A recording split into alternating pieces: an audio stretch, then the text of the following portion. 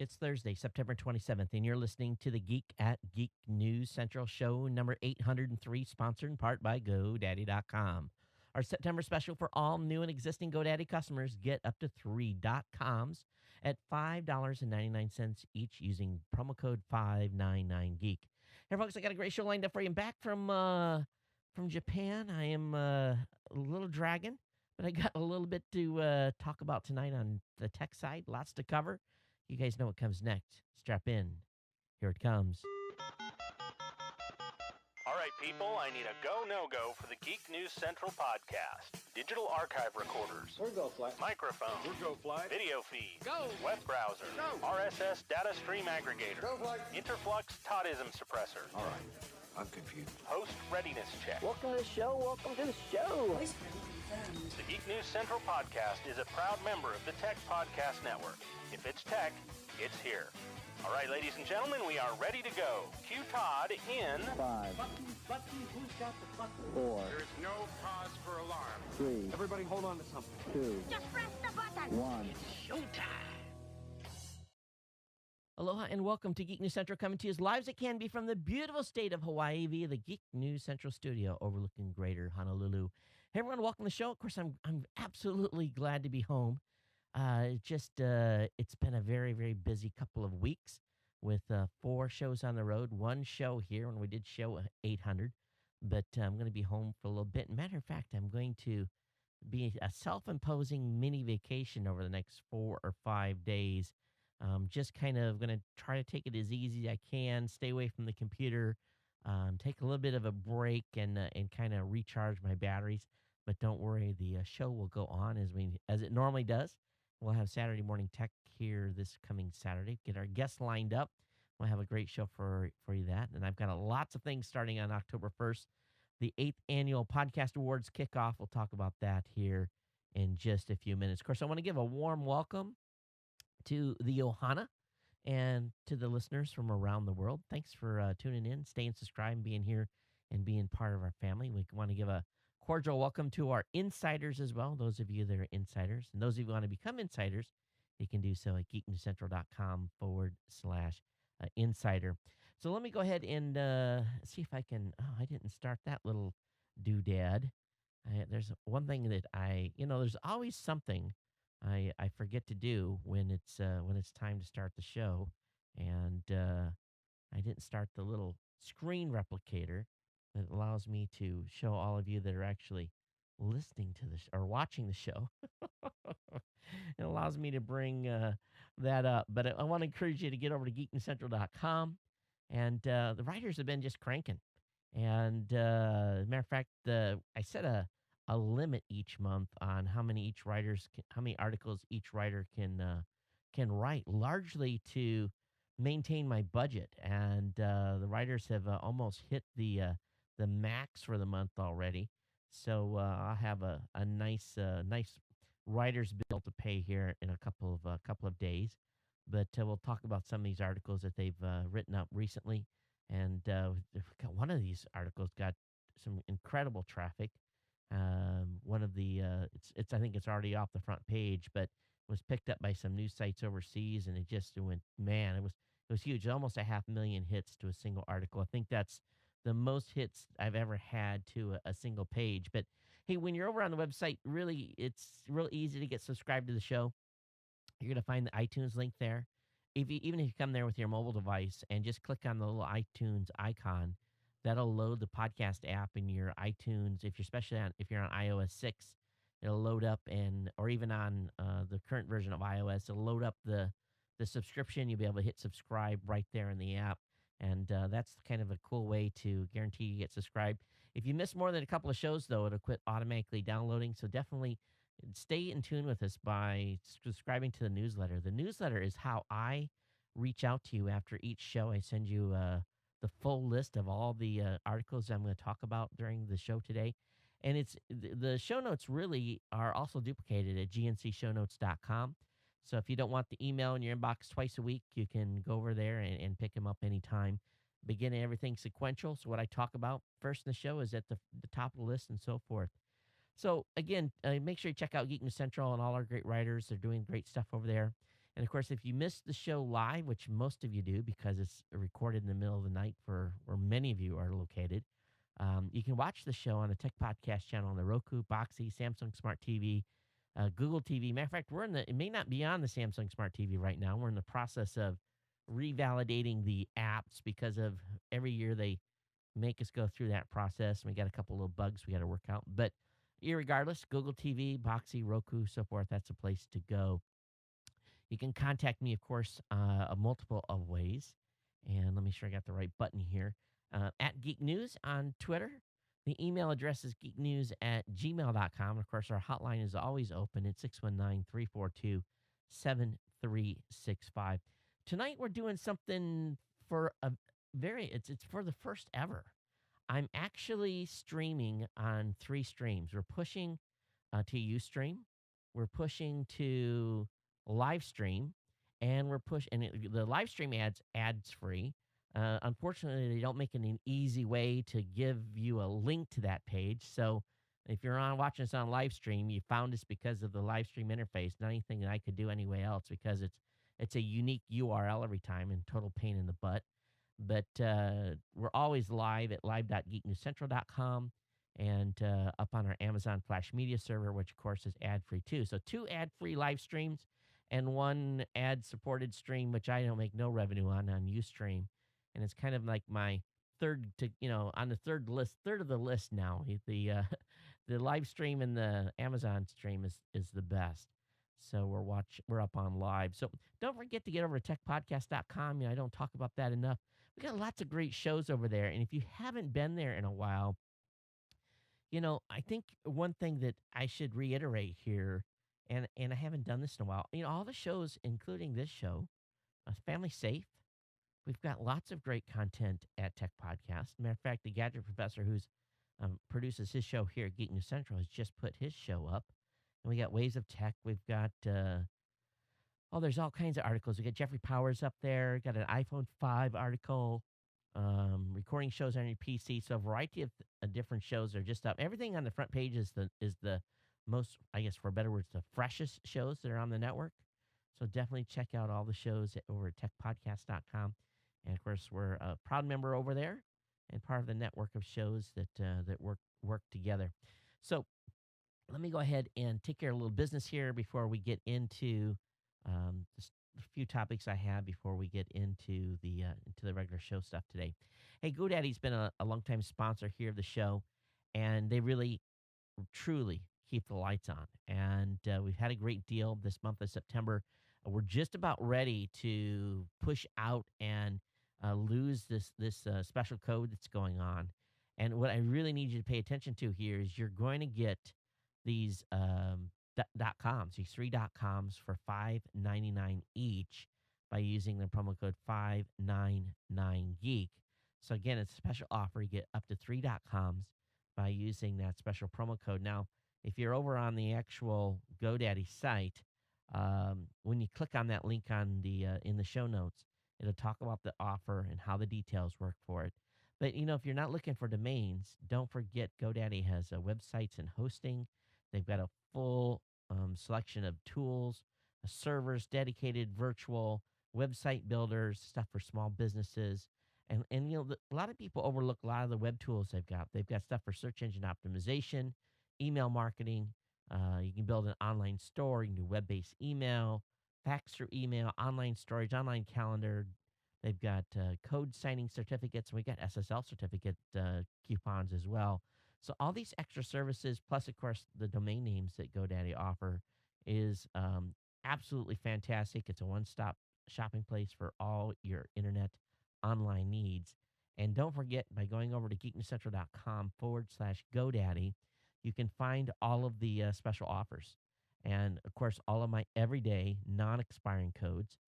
For example, the Host 199 code, where you get 3 months of economy web hosting for just $1.99. Geek 5, where you save 15% on any order $20 or more. Todd 20, where you can save 20% on a 1-year shared hosting account. ComSale, $7.99 when the $5.99 special ends. You can use ComSale 3 for your .com renewals. You can use the code ALOHA. That gets you $20 off any order 75 or more. And that's really a good one to use when you're going in there and make a small purchase. And of course, Geek SSL 12, where you get $12.99 SSL certificates. And really, that is an absolutely fantastic offer because what it is that saves you like $37, I think, off the regular SSL price. So if you're looking for an SSL certificate for a shopping cart or something like that, definitely take advantage of that Geek SSL 12 code. I want to thank GoDaddy for being a longtime sponsor here, and definitely check GoDaddy out and share my promo codes with your friends, family members, people that you know, people that you work with. Blog about them, tweet them. That helps spread the love and keep basically keep me employed here and keep the show running. So let's go ahead and talk a little bit about some surprises. I got back here of course, yesterday morning. My wife always takes all the mail and piles them into a big box and is going through it. I got another letter from the IRS. They don't like my 1099-T that I submitted. They say I have to submit the actual receipt for that I actually paid for the class. So I got that around. I tell you, the IRS on claiming school credits on, and basically my education institution had sent me the 1099-T for tuition. My accountant had done it in the taxes like he was supposed to. But lo and behold, how did you get in here? My doggy's in here right now. Hey, Ray, let him out. So anyway, long story short, because they checked a certain block, they said I need the receipt. So I had to actually prove that I actually paid for the class, which is bizarre. So long story short here, got that off to them, and hopefully they'll be satisfied and with that answer. Also, another thing I got in the mail when I came back is every year I get basically an update on where we're going to be for our healthcare costs, and it basically talks about how much premiums are going to go up. And I'm going to tell you, I thought the the Medicare Act, Obamacare, whatever you call it, I thought that was supposed to cause premiums to go down. Premiums have nothing but almost straight up. I'm just sh- looking at this. I'm like, you got to be kidding me! And it's not getting cheaper. And I'm like, how can this be sustained year after year after year? These types of increases. I don't know. I really don't. I'm just kind of like beside myself. I just kind of like threw that one in another pile, so I'll deal with that next week because it just depressed me. It really did. But anyway, that was the basic two surprises waiting for me when I got back here to Honolulu. Otherwise, that flight back was cool. Narita was a typical. It was sauna. They basically run the AC for about 10 minutes and then shut it off for 15 minutes. Um, had no challenges getting through there, but connectivity, I'll be straight up. I rented a MiFi. It was $80 for a week, unlimited bandwidth, and the advertisement quoted it to be a 75 megabit per second MiFi card, and anything but the truth. I mean, it was like lucky if I got a meg and a half up, even with all bars in city location and maybe 3 megs down. It was no better than in what we have here in the US for mobile cards. And in matter of fact, it was even more picky on some things.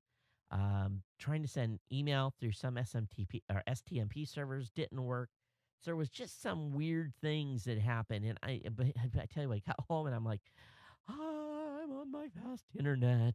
And it's a big challenge. You just get so much work done quicker because you're not waiting on the stupid computer to load. But it's just one of those deals. It's part of the challenges you have when you go traveling. And um, basically did pretty good on Skype, saving money from having to call $1.69 on my iPhone through the AT&T International plan, which was a buck 69 a minute. But still racked up some minutes from some clients calling in. Really no surprises when I landed. When it switched it on, there was a couple of voicemails that I hadn't listened to that told me I needed to listen to. Other than that, I think I maintain 100% phone connectivity, text message connectivity, and everything. And yet we'll see what if there was any additional damages when we get the bill. But overall, I think it turned out pretty good. Hey, we're coming up on the 8th year anniversary of the show.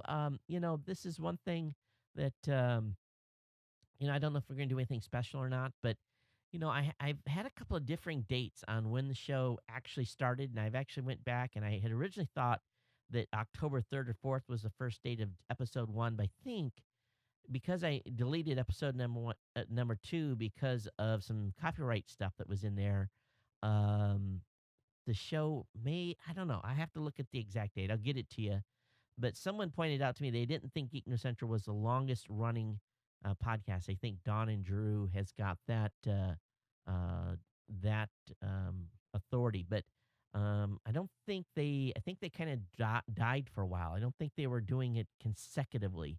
So maybe that would be the claim to fame. I don't know, but I have to go back and research that a little more. But either way, one or two shows, the longest running, maybe the longest running tech show is what I could say, longest running tech podcast on the net. And if you've been following my Twitter account, you'll know that I've been putting up more pics in my Twitter account. So if you're following my Twitter account at Geek News, just I'm trying to personalize and put more information in there. So keep following on that. Of course, I'm doing it on Google Plus and on Facebook as well. So don't be afraid to follow me on either of those shows. But anyway, or those sites. But anyway, that's it. Let me go ahead and let's get rock and rolling into the content. And tonight, if you're on one of the live streams, if you're on live stream, email me. Tell me how it looks, how it feels. We're using the little live stream broadcaster box. I'm pushing 456 kilobits right now. Got the Ustream going on the other box. I'm not looking at that stream. So to be honest with you, if it drops, I could care less. But whatever stream you're watching on, drop me an email. Love to hear from you. Geeknews@gmail.com, and tell me which one was the best from a viewer standpoint. And if you want to go look around at each one of those during the show tonight, that would be fine as well. So let me go ahead here and load the actual links I have for tonight's show, and bring up the first article here. And again, hey, don't forget, podcast awards kick off October 1st for nominations, open for 15 days. I'm really pleased. We were able to get our two corporate sponsors. We've had a number of podcaster sponsors come on board. And this is really, boy, I tell you, we had like $3,700 to raise to pay for the trophies. And because of the sponsorship that have come in so far, I ordered the trophies this morning. And really, really pleased about the response this year from podcasters and the corporate sponsors for coming in and basically stepping up with cash. And I hope that if you get over to the podcast awards site, take some time and just click through to each one of the podcast sponsor sites and definitely take a look at their shows and their businesses. We've even got some donations coming in as well for prizes. So definitely check all those folks out. They are really, this is the first year I think that I will actually be Steven, from a money standpoint. It's been a long time since I have, and it's at some point when we start getting over. In other words, when I paid the accountant, I paid the system admin, paid for the trophies. If we have money left over, we'll put it back into the podcast awards pile as a way of doing cash incentives and maybe even helping out pay the um, paying out the what you call it the um, for the award ceremony, help paying on the award ceremony. So none of this comes free for sure. But Podcast Awards nominations open October 1st. And as a reminder, you cannot nominate this show or any show that's on Geek News Central. They're not eligible. None of those shows are eligible. But you'll only want to fill that nomination form out one time because that's all you get. You get one shot at it, and then you're locked out.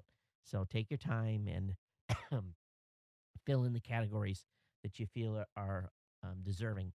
Hey, one thing I've been doing a lot of, and those of you that are have parents that are or have kids that are actually college, getting close to being college, I'm starting to really ramp up my studying on really what's going on with higher ed. I I graduated, finished up my undergraduate stuff a year and a half plus ago. Getting ready to actually go back and start my graduate degree. And I did all my stuff online. So I was really looking because it's so insanely expensive.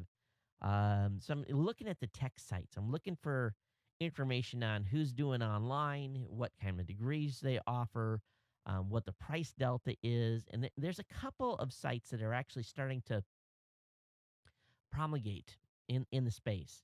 One is a business administration degree that has a full course you can do online at a really great price.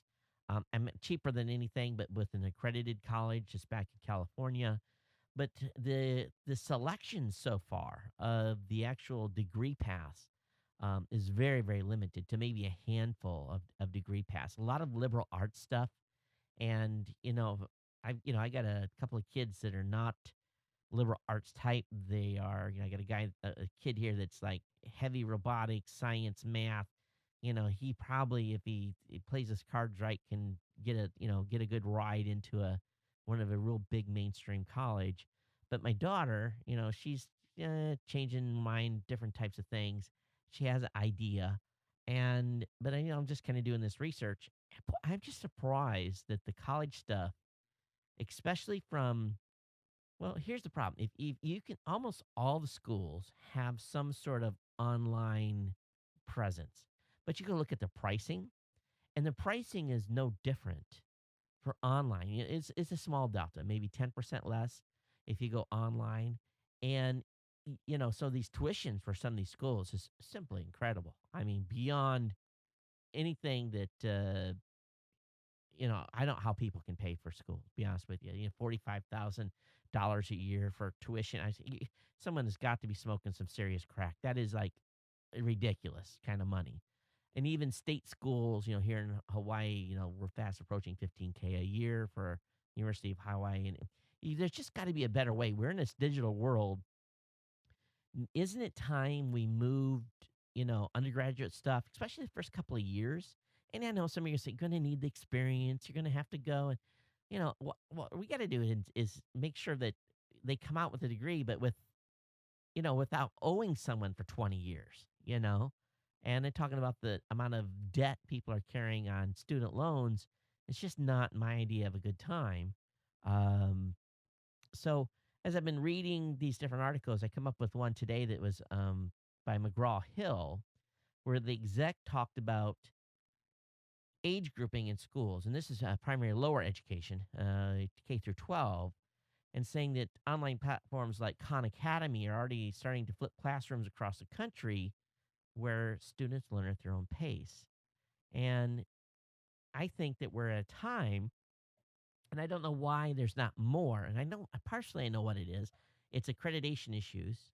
It's colleges that have these big brick and mortar campuses that have tenured staff, and it's a machine. It's a money making machine, and they got to keep that money making machine going on. The last thing they want is to offer lower tuition for someone going digitally. But if someone would start buying up a couple of accredited colleges that had good quote unquote established degree paths and put those online and made them so that you could do classes online where you could do live stuff, interaction with students and teachers and all that. It just seems to me like why aren't we there yet? Why aren't we fully engrossed in that where it brings the cost of education down where, guys like me, hey, let's be straight up. I'm your average middle class type of guy that, whew, this college stuff has got me freaked just a little bit. And I know it's been coming. I've been planning. We've been putting money away, but you know, not to the levels where you don't live in Hawaii and put a lot of money in the bank. It just doesn't happen. You're not living here, you don't. Um, so where are we going to be to the point where we're going to have this mind shift where some people are going to be getting these fantastic courses from like Academy, being able to go online and, basically, can you imagine getting a high school diploma from Khan? I think that would be pretty incredible. Um, there's startups like Udacity and Coursera that are certifying student skills online. But it's, those are high school diplomas. So, okay, let's we're close here to be able to make a switch. And but at some point we have to.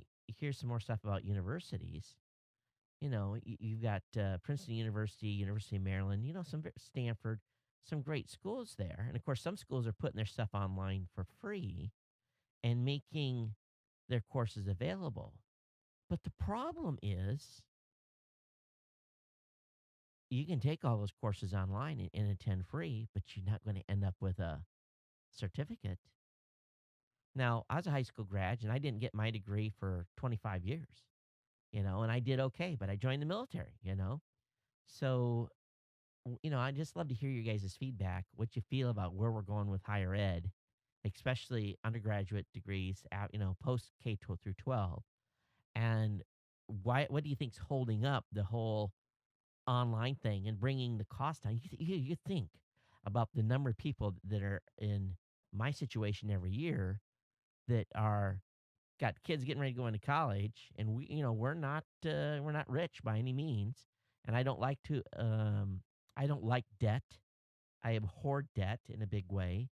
Um, that's why I drive vehicles until the doggone wheels fall off. And I pay myself each month while I have those vehicles, and till I get enough cash saved up where we can go shopping for a new vehicle. And that's what we're getting ready to do with my wife's car. We're getting ready to go buy another vehicle. It's at a point where we're buying about a year earlier than I want to, but we have to. It's just her car needs to be changed out. But we've drove that vehicle to its wheels fell off, and we'll go get a car, and it'll last us 10 or 15 years until we go replace it again. We try to be conservative in our spending, but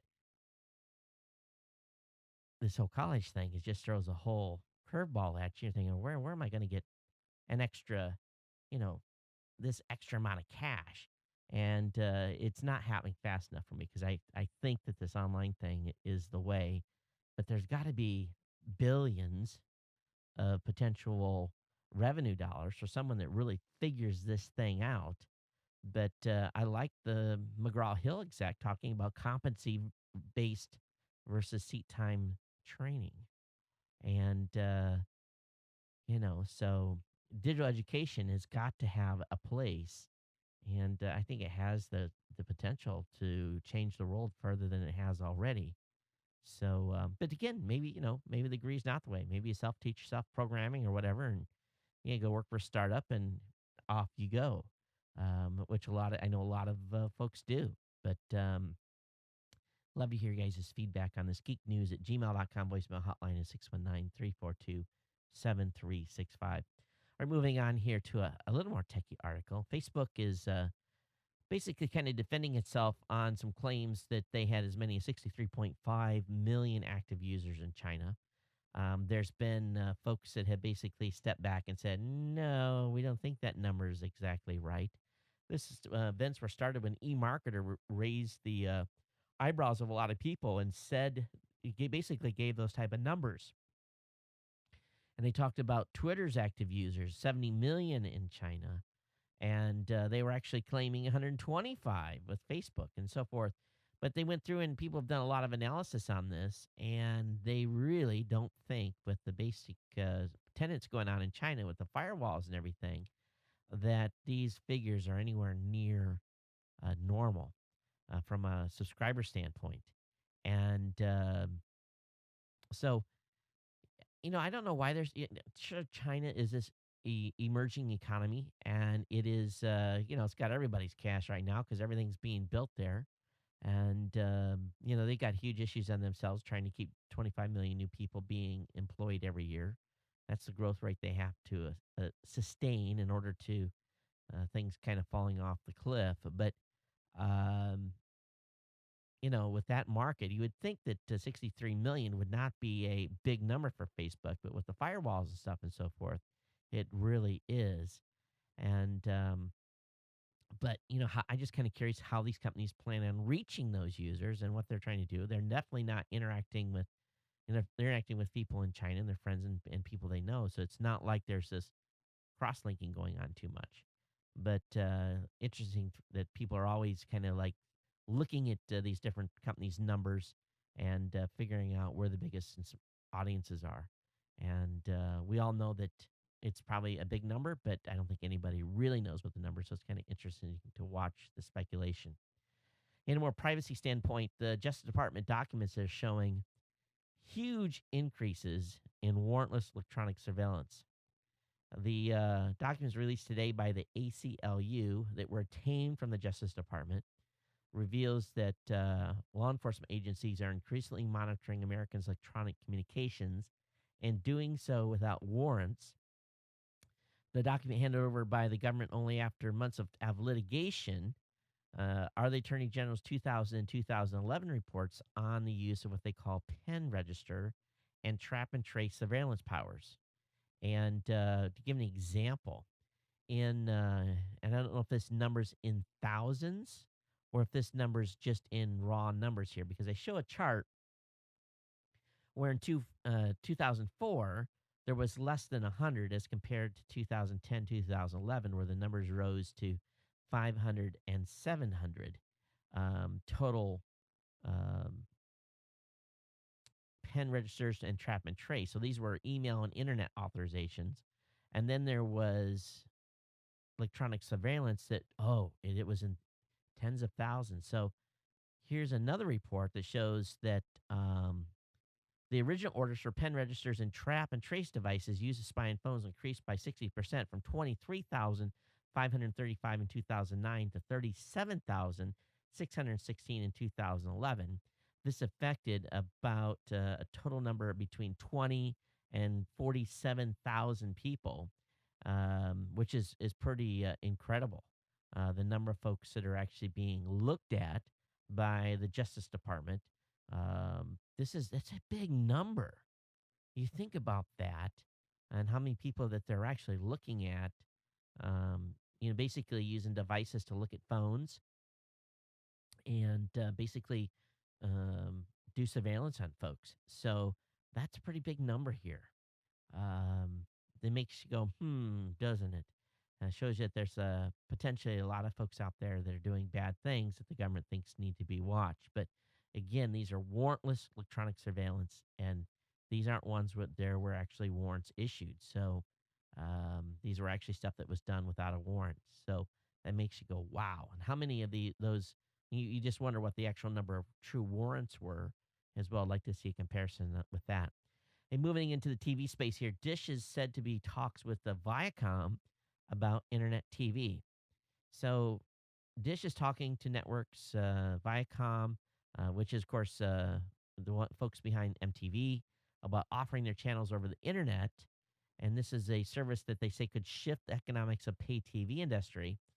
Um, in addition to Viacom, negotiations are going on with Spanish language broadcaster Univision and Scripps Network Interactive Incorporated, who are the owners of the Food Network and HDTV. So those folks are not wanting to be named on who's talking, but they're talking about bundling these into a channel viewable on the web via the computer or tablet and making it available at a lower price. So it's interesting that Dish is the company trying to make this happen, trying to broker the deal because it's Dish obviously feels that this is where it's going and they still want to be a gatekeeper. In other words, they want to be the ones that are controlling the flow of people that are coming in via the internet. So you just wonder what type of costs we're talking about here, and if I was able to cancel like sports, I could have a little bit lower bill because most of us pay $10 to $20 a month just for the sports channels. But the challenge obviously on this is the critical mass, and I think they're talking about early enough as people continue to cut the cord here. I think that there's going to be this divergence of people that are on a basically a dish or a cable network, and then you're going to see the increase of the people that are coming on as crosscutters, and at some point down the road, those two numbers are going to merge, and it'll be downhill for wired TV, like cable at that point. But I still think we're many, many years away based on, adoption rates of older people that don't want the hassle of having a digitally connected TV and have to um, treat it as like it was a web browser.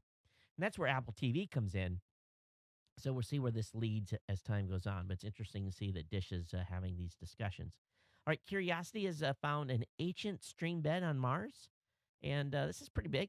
They say they have hit the jackpot here, and this rock outcrop apparently has deposits formed by water flowing down from the crater rim, and they announced that some of the images reveal signs of significant water flow in the planet's past. Now, here's the thing I'm looking at on this thing. Okay, so it's showing that it looks like water has run. Well, this is a dusty planet. There's lots of dirt being thrown around, a lot of dirt in the air.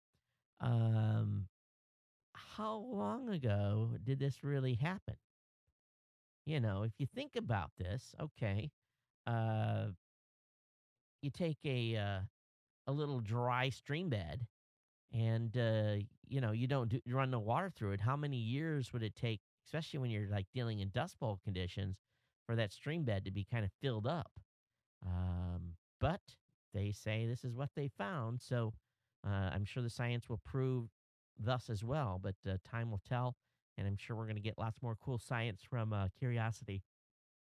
All right, next time you have an operation, you may have a device put in your body that is electronic in nature and will monitor your health and what's going on with what just happened to you. But within a few weeks, the ultra thin electronics would actually dissolve inside the body, and they wouldn't have to take it out. This new device is designed to melt away once their job is done. And this technology has already been used to heat a wound to keep it free from infection by bacteria. So the components are made of silicon, magnesium oxide, and are placed in a protective layer of silk. And so it's basically kind of the same type of technology that's being used in some tattoos. So basically, these devices vanish over time, and they say this may be the future for monitoring stuff after an operation. They put a little chip in you, and probably any of us have had an operation recently. You've got a chip in us. The way things are going these days, we're all carrying a chip around in our phones. I think that's actually what's going on.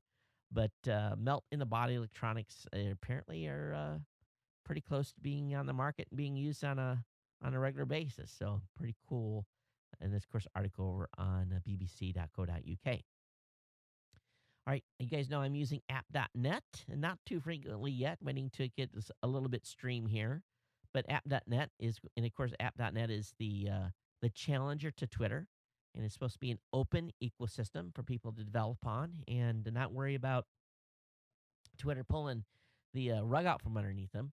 So the folks at app.net is going to be paying out $20K a month to app developers. So this is kind of cool. The program will begin distributing again 20,000 a month to eligible app.net developers, with payouts to individual developers varying based on user satisfaction to the apps.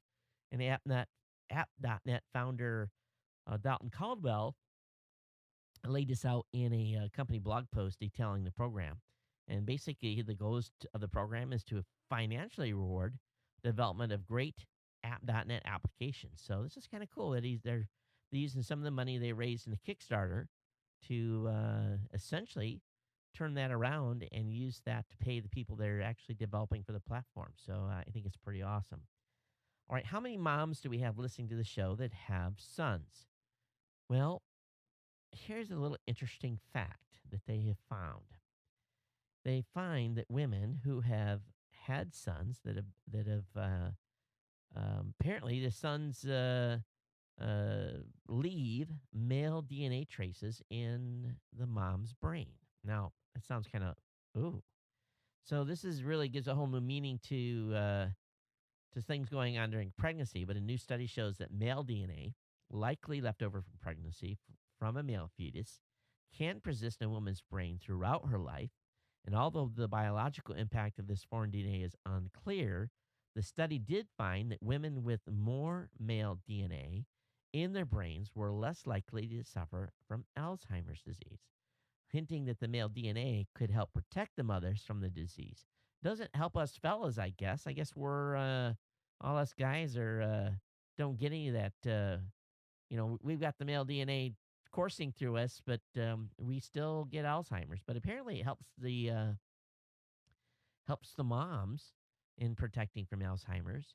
So obviously there's a lot of interaction that going on there as the fetus is developing, and basically it says the fetal cells can linger in mom's blood and bones for decades, and it's a condition researchers call fetal microemerism, and I guess it's just an act of nature that happens through childbirth and so forth. So this is kind of cool. So researchers are going to continue to look at this, but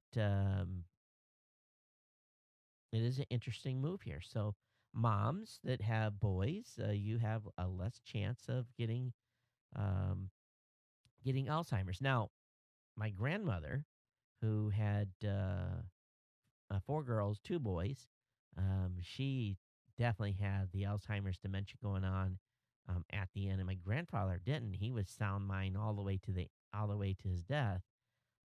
So I guess it doesn't completely eliminate it, obviously, but I guess it does reduce the risk.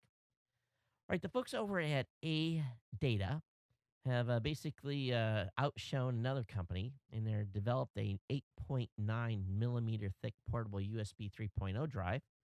So they've got the bragging rights here, trying to get a small one. Now, Toshiba unveiled a 9 millimeter thick 500 gig external hard drive, but ADATA has knocked a little more off its own enclosure and declared victory, and releasing the Dash Drive Elite HE720. It's a stainless steel USB 3.0 drive that measures in at 8.9 millimeters, and it's $25 cheaper, costing $90. So that's pretty cool. And you get a 60-day free trial of Norton Internet Security as well if you pick that up. So not too many USB 3.0 drives here at Geek News Central yet, because I just don't have machines that are supporting them. Do you have a machine that's got a true USB 3.0 port on it? How do you like it? Is it working out for you? How's the speed? Or are you just using USB 3.0 drives in your USB 2.0 enclosure areas? All right, now Windows 8 is really here right around the corner, and I keep seeing more and more slates being announced. The folks at ZTE are showing off a new what they call the V98 Windows 8 slate, um, and it's a 10.1 inch slate. Let me get the picture up here for you. This is over on Engadget, and talking about this, it's 10.1 inches, 1366 by 768. Now, let me see if they're listing a price here on this bad boy. It's not available to purchase until Q1, and of course, no pricing. That's the thing that's irritating me. We're not seeing any pricing on these slates yet. But are you planning on picking one up? I'd love to pick up a slate with Windows 8 on it. I think it'll be pretty slick to use. I can see. I don't know if I don't know how I feel about the whole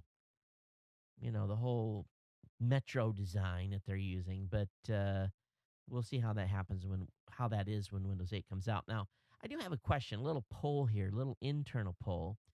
Um, and I basically I need to go into my stats and I need to look. But how many of you folks have switched since iOS 5 to 6 has forced you into using, and this again, obviously for the Apple users, how many of you switched to a different app once Apple forced you into using a podcast specific app? How many of you have made that switch? And how many of you actually have sync turned on so that syncs between your phone and your tablet or your iPad or your desktop?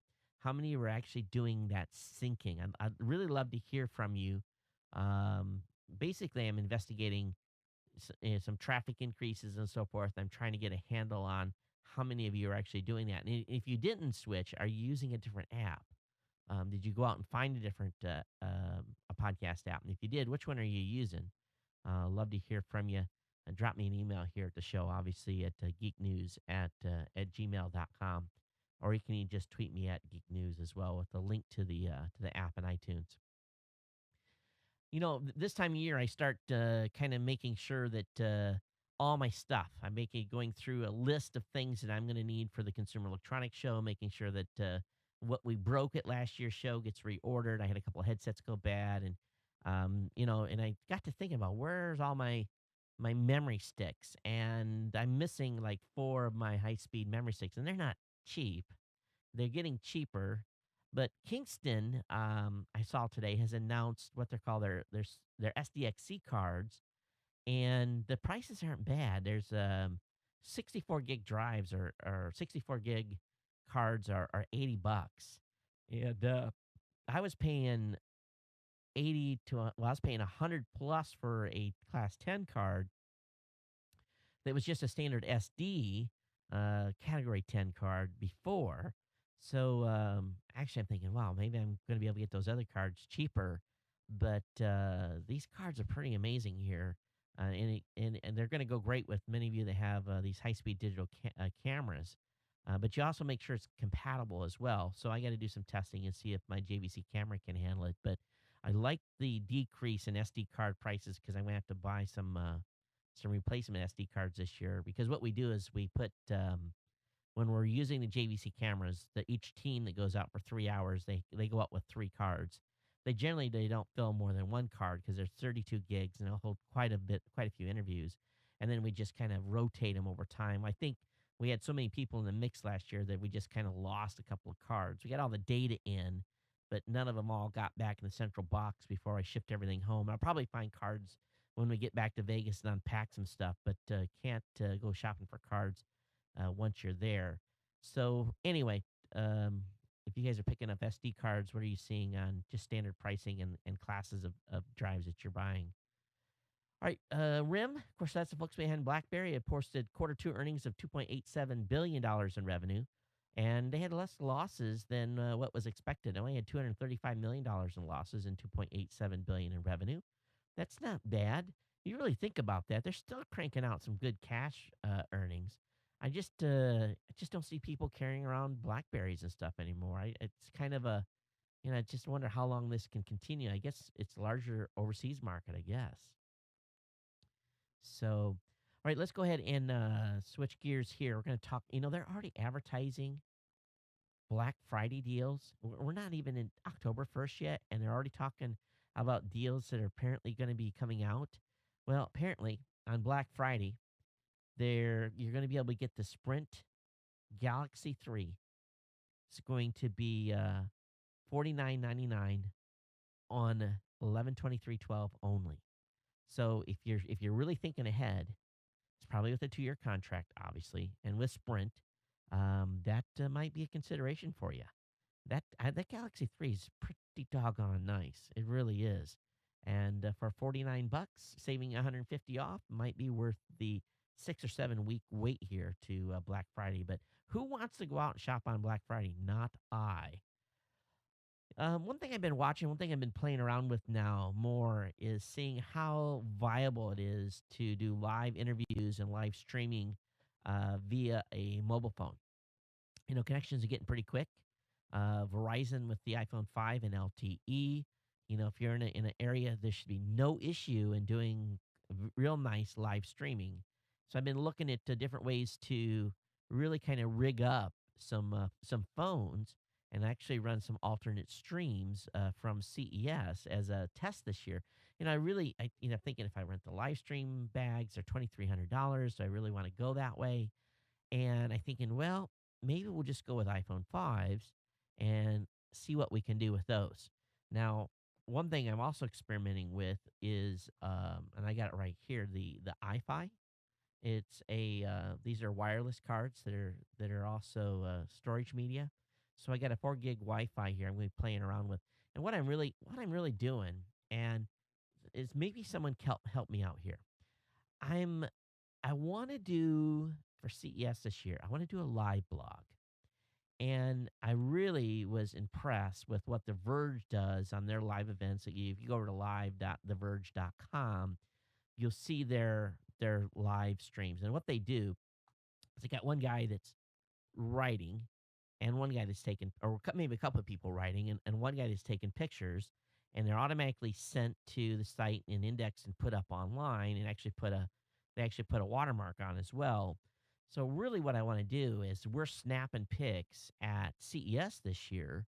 I want everyone to have iFis and be connected to MiFi devices and actually pushing photos up real time to supplement our live video stream for the guys on the floor to be able to push up um, pictures and different things going on. We can, text stuff.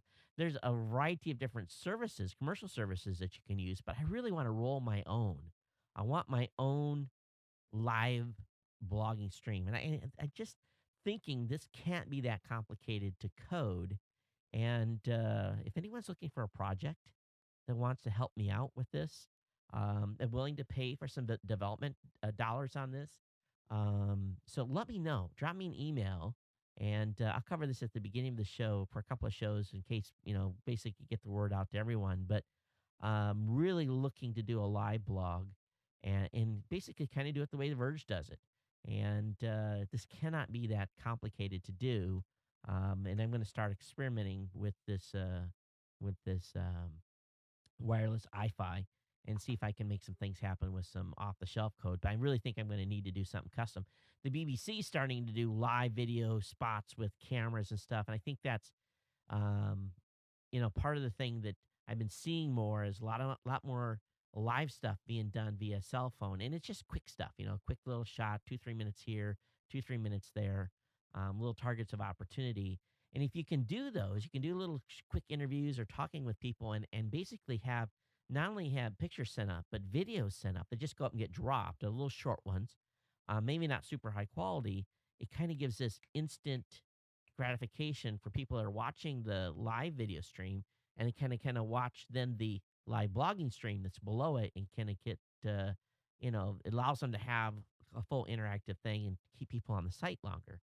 So love to have some Ohana out there assist. If you guys have some ideas or you want to write some code, let me know. AT&T has got a new MiFi. It's called Liberate. It's LTE capable, and it's the first with a touchscreen display. Be honest with you, on these MiFis, I just want lots of battery time. I don't. I don't care if they're fancy. I want to turn it on. I want it to work. I want it to push uh, the video or whatever I'm using. I don't. I don't need the battery wasted on a digital screen, but. This is it's a first touchscreen display for a MiFi, and just sign of the times. And I see a little thing on there where it says mail and everything. I'm not checking mail with this device. I don't need another phone. I need a data pusher. Bank of America is testing QR codes in North Carolina. So if you're a Bank of America customer, you may be able to pay with a QR code. We'll see if this gets any traction. ZBox is making news. The ZBox second screen TV companion app crosses over to the United States with a boost from Comcast and HBO. So we know that ZBox was growing fairly large in the UK, and it's nice to see that they are pushing over here. They've got an open box API that allow content providers to customize the experience for their viewers. So this is going to be cool. So ZBox has secured backing, of course, from Comcast and NBC Universal. So we'll see where this goes with this app. So if any of you UK users over there using ZBox, I'd love to hear your feedback on this. I'll be definitely checking it out myself. Those of you that live in rural America, let you know the Dish Network has launched nationwide satellite broadband service with Viasat. Hughes calls it DishNet, and this is kind of interesting because they're competing here between. There's two companies here, Viasat and Hughes. Is working together, which is kind of surprising. And it's under the name DishNet. And basically, they're launching from October 1st, and they're targeting rural areas and underserved with fixed line gear. 40 months a buck gets you 5 megs down and 1 meg up with a 10 gig data cap. That's not very much. Um, but I'm sure they've got other services, and they're just leveraging via Sat Exceed and HughesNet. And HughesNet's much more expensive than via Sat Exceed, but these are all going to be some options for those of you that live in rural America. I know my mom's listening to this show, so Mom, you're going to want to look for the Dish Network in the show notes, so you can go over there and check that out. All right. the Google has released what's called Field Trip for Android, and Alan, one of our writers here at Geek News Central, has put this article out. This was making the rounds today, and this is a pretty cool app. This app is, obviously for the Android platform, and it's about exploring the world around you, no matter where you are. The new app, appropriately called Field Trip, will use your device GPS to get your location, and when it senses you're close to something cool, it's going to alert you. And so this is pretty cool. Identifies the best places to eat, shop, or have fun, including local history. For restaurants and bars, data will be taken from publications like Thrillist, Food Network, Zagat, and Eater. And again, this version 1 is available. It's free install from the Google Play Store. And if you're using Android 4.1 Jelly Bean, then this may be a perfect complement to the new Google Now service. And it may be rolled into the new Siri-like software as well. So definitely check this out. Again, it's called Field Trip. Thank you, Alan, for putting this up. Hey, this one here, I had to laugh. I was sitting in the United Lounge in Narita, and logged on to Geek News Central to see what the writers have been writing about. And Jen wrote an article about if you're happy and you know it, wag your tail. I'm just gonna, you guys go look at this. This will crack you up. I don't know if I would wear a tail, but at least you have a little bit of a talking piece there. And but anyway, it knows your emotions and it wags appropriately, I guess. So anyway, I don't see anyone wearing those around here for sure. Hey, also, Andrew's got a tip up about job hunting tip of the day. And I had to laugh here because he said, job hunters, if you're applying for jobs and want to make a good first impression, get a sensible email address. The kind of address below really doesn't make you stand out in the right way when there are lots of candidates. Here are two examples. Hotchick1991 at gmail.com. I_love_beer at hotmail.com. Trust me on this one. So Andrew has a little bit of experience in this space. Yeah, not something to have in an application that's going to a potential employer. So, you can set up an email account with Gmail real easy, and you don't have to, you can make it something decent. And it can be a throwaway address, anything but that. Hey, Logitech has introduced a new Skype camera for your TV. So adding a video camera to your TV webcam isn't a new concept, but this is a new one from Logitech, and Logitech TV Cam HD, and it really takes the previous camera to the next level. And of course, takes it up to HD. And the new camera isn't small; it's in it to 9.5 inches. I think what they do is they give it enough weight and balance to put on top of your TV, but it's capable of 720p high definition resolution. It has 802.11G or N or Ethernet connectivity, an HDMI connector. Of course, it's got the Carl Zeiss optics and pan and tilt. 4 noise canceling microphones so family can video chat with grandma. It even comes with a remote control and a 6-foot HDMI cable. The MSRP on this is $199. This is a significant jump from the previous model, but nothing like doing Skype to the whole family. And we were doing this. I was sitting in my wife's family's living room, and basically had the little MiFi device I'd rented. And I basically loaded up Skype, and we did a video chat call and passed the iPad around and let them all talk. And I think I convinced a couple of her sisters to buy iPads because it was just easy and it worked. And they're all into their phones. They're not so much into computers there in Japan. They use their phones just like you and I use our laptops, and they had a fun time with it. So Skype works really well. Saves you a lot of money when you're international. Hey, another article that I've got for you here is one that's over on Lifehacker. And if you've been looking at a set-top box, and we encourage you to get an Apple TV or Google TV or Roku. Of course, you can watch this show on all those devices. They did a comparison here of the different devices, and they talked about the number of streaming channels, where they can do local files, network stuff, games, maximum resolution, network connectivity, and stuff, and the different pricing. Still, I think Roku is still rocking the house. 500 plus channels. We don't hear so much about box anymore, and Quite frankly, in the stats, Boxy is falling off a cliff, and it just the three kings right now, hands down, are the Apple TV, Google TV, and Roku.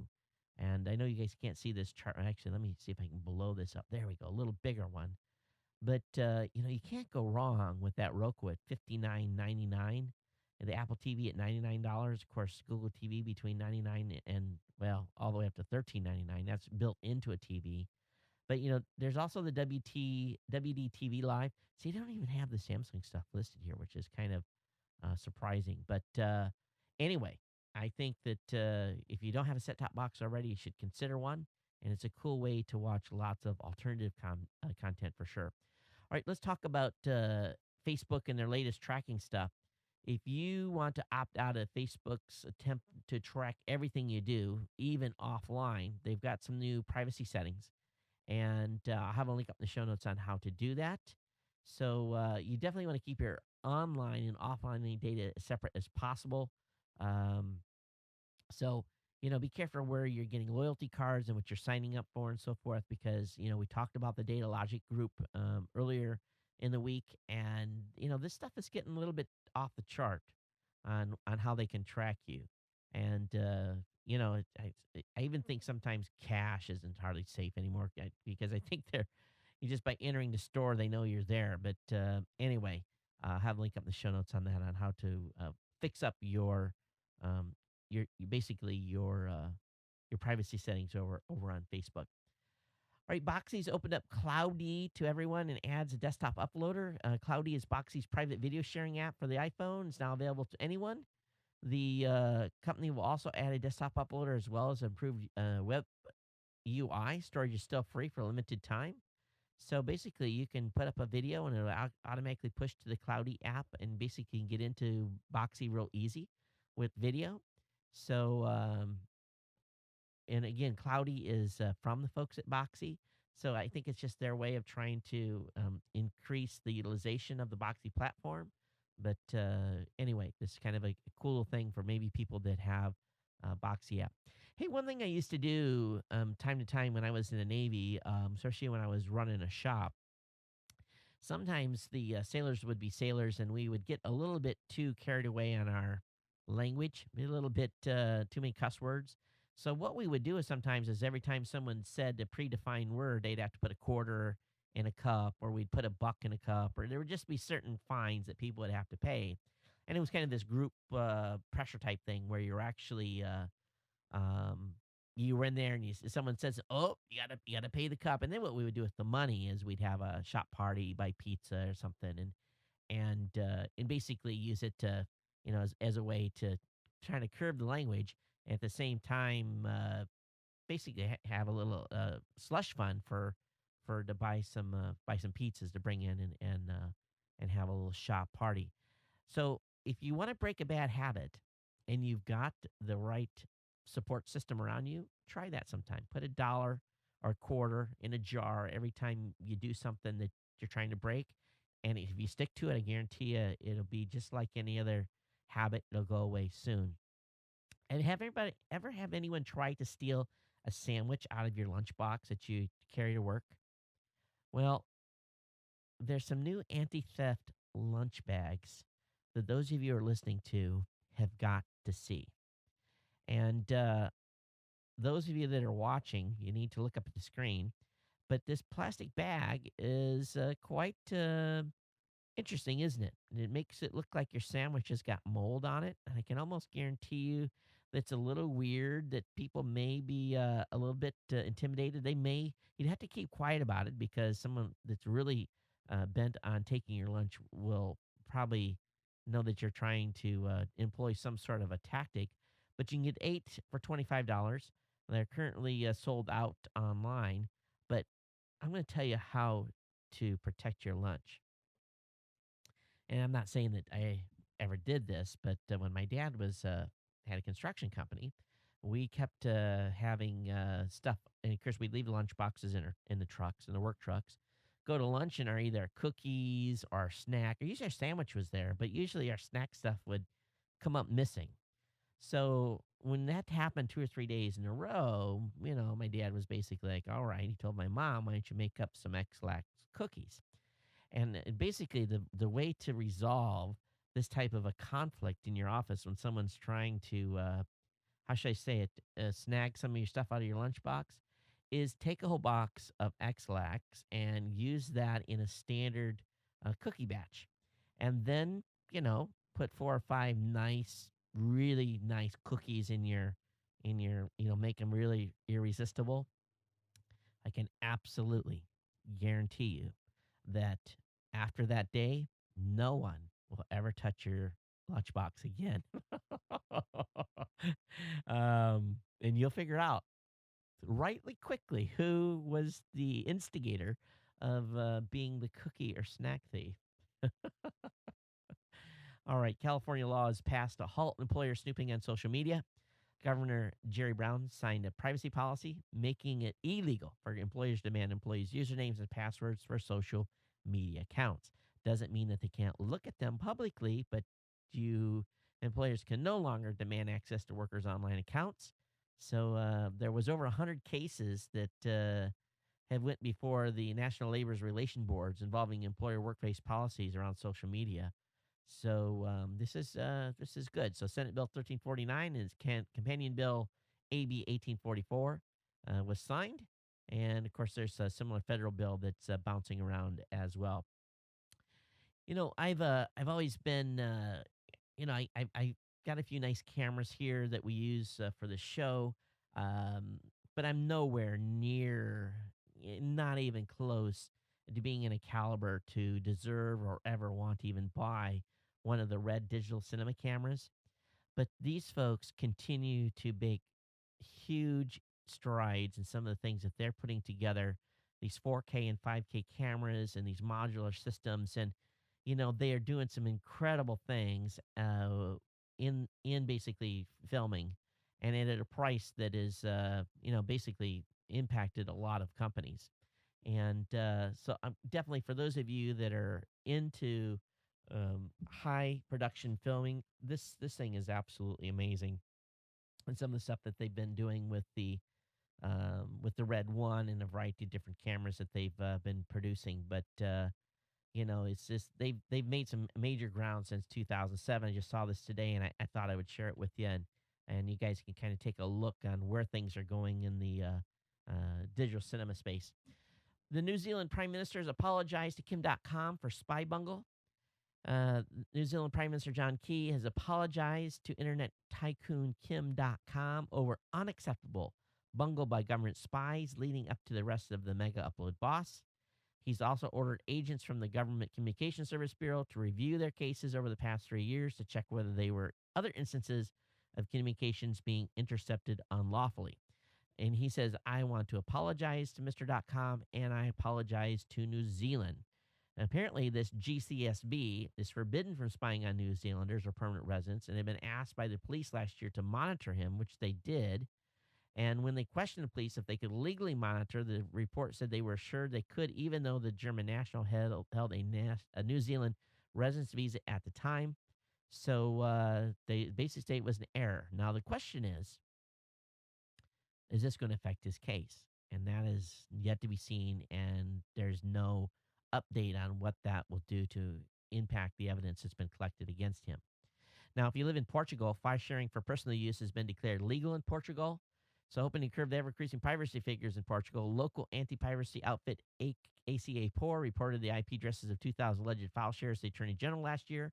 This week, the Portuguese prosecutor came back with a ruling and decided not to go after the individuals. And according to the prosecutor, it's not against the law to share copyrighted works for personal use, and IP address is not enough evidence to identify a person. So this is big. It's a big win for folks in Portugal. And I bet you that there's going to be all kinds of servers being set up in Portugal. Oh, another thing on Kim.com, he's teased the Megabox reveal and basically showing, excuse me, some of the screenshots from the website design. It's getting ready to be launched, and so it looks like they are going to be having a new site here ready to go, as they've said, and it's going to feature some artists as well, some musical artists, and so we'll see what happens. I keep hyping this, and I'm sure they're going to have a big launch, knowing what's going on with Kim.com. All right, do you have Mediacom as your internet service provider in the United States? Well, Mediacom is, and I didn't know, but apparently they're a large internet provider, and they've not joined the controversial six strike anti privacy scheme set to start later this year. But basically, they have been doing three strikes. Strike one, after the DMC noticed the account is flagged, the subscriber receives a letter informing them about the alleged violation. Strike two, the second DMC notice is more serious and results in account suspension. Internet access can only be safe if the subscriber fills out some paperwork. And after three strikes, the game over subscriber, the account holder is in question, will lose internet access, and he or she is banned from life. So don't be using peer to peer if you're a Mediacom internet provider. I had to laugh though because this morning I got an email from YouTube saying that we had a copyright violation against a 2007 video we did at CES. And I went and looked at the video, and of all companies, it said Revision 3 holds the copyright to this video. And I was like, no, they don't. So I went and reviewed the video completely, make sure there wasn't anything weird in there, and I submitted my rebuttal saying no. Revision 3 doesn't own this. They don't claim any copyright. And within about 2 hours, Revision 3 basically come back and agreed or rescinded. It's one of those another stupid automated systems where both at CES taking probably video of the same type of content and something flagged in the system. I mean, just incredible. Really incredible how off the chart the YouTube system is getting. And I'm thinking, is this? And this was video from 2007, 5 years ago, that just got flagged. The thing is broke. It's really broke. And if it happens again, we'll have to have a show and have to have Revision 3 SEO on and CEO on, and we'll just have to talk about it. And it's got to be irritating for them because they knew it wasn't their content. There's a lot of stuff going on in space and a lot of debris. And there was some worry here that NASA was going to have to move the International Space Station because of two pieces of space debris. And they announced later today, after some initial worries, that the debris does not pose a threat to the International Space Station. And a debris avoidance maneuver scheduled for Thursday was canceled.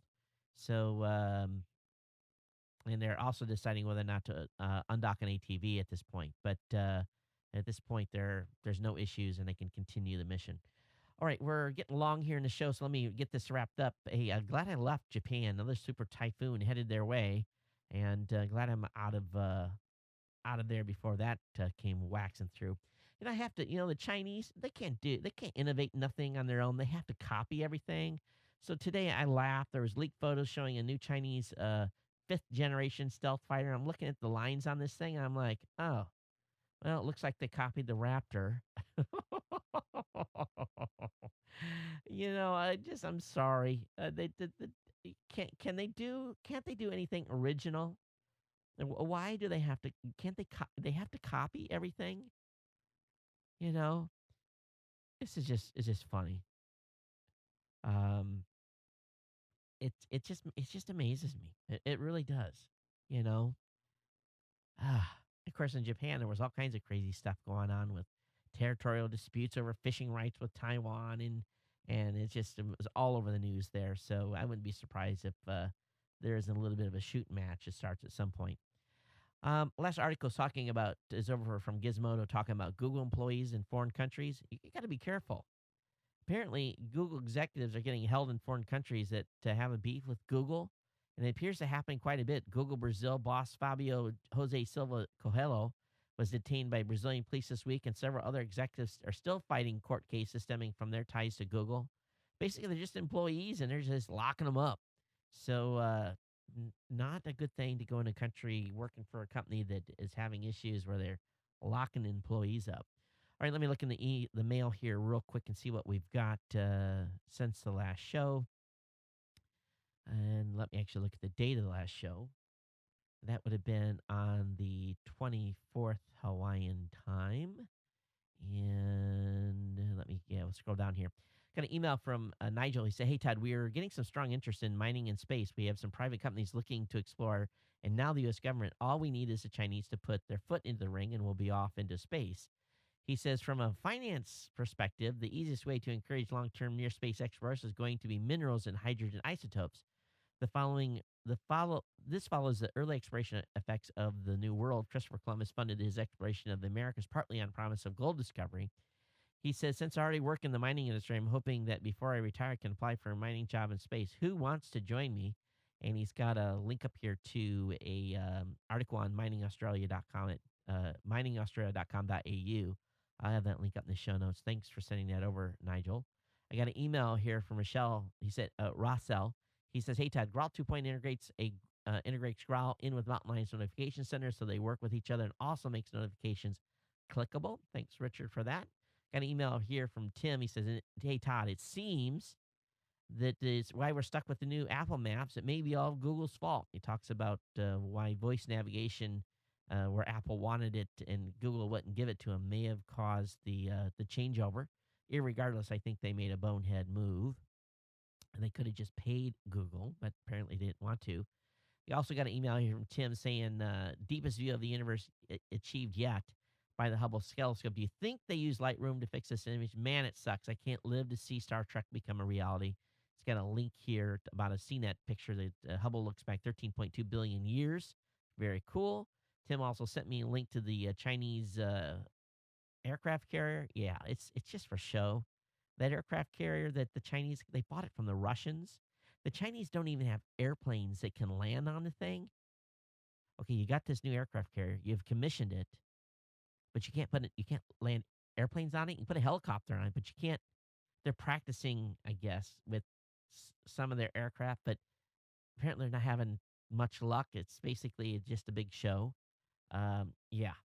Haven't we had like aircraft carriers since like World War One? I don't know what year it was after that, but yeah, you know what I'm talking about.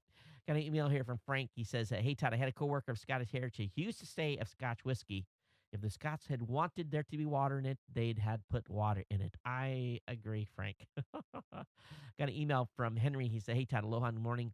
I'm a bit behind my GMC listening, so congrats on 800 shows. It is the personal stuff you share in your podcast that makes your show so unique. It makes me feel as I'm part of your Ohana.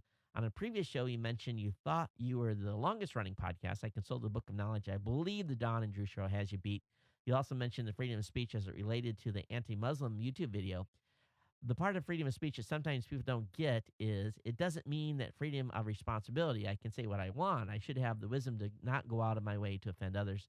Thanks for all your hard work." Yeah, and it's true. You can say what you want, but you may end up on someone's someone's list, and that author of that video is definitely on some people's list in the Middle East for sure. And I would not want to be on that list. Um, see here, got an email here. Oh, this is a PR thing. We won't cover that. Um, and I think that's it. I think that's all. Oh, we've got something in. That's another PR piece. I missed that as a. Yep, that's all I had for email. Well, anyway, nothing on the voicemail hotline. You can call in anytime you want. It's at 619-342-7365. You can email me here, geeknews@gmail.com. Of course, on Twitter, @geeknews. If you were on live stream, if you were on Ustream, if you were on live.geeknewscentral.com, email me. Tell me where you watched the show tonight.